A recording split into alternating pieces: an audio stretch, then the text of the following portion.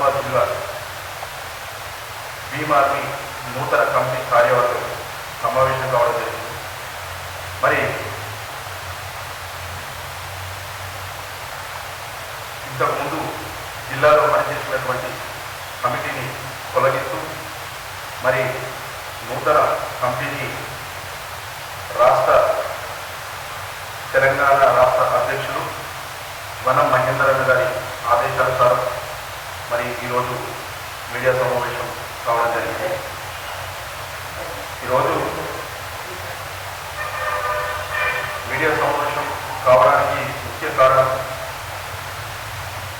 వనం మహేందర్ గారి ఆదేశానుసారం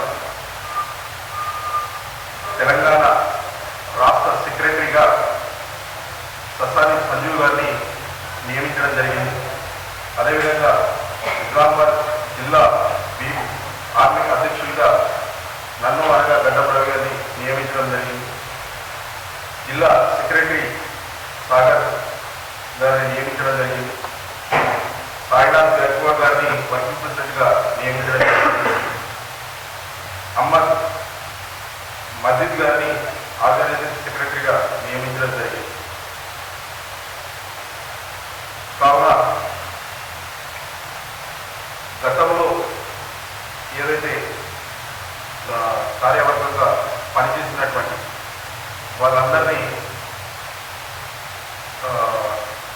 తీసేస్తూ నూతన కార్యవర్గంగా మన భీమ్ ఆర్మీ జిల్లా రాష్ట్ర అధ్యక్షులు మరియు అదేవిధంగా చంద్రశేఖర్ ఆజాద్ అన్న గారు ఆదేశానుసారం వినయ్ రతన్ అన్నగారి ఆదేశానుసారం మాకు ఈ బాధ్యతలు అప్పగించడం జరిగింది.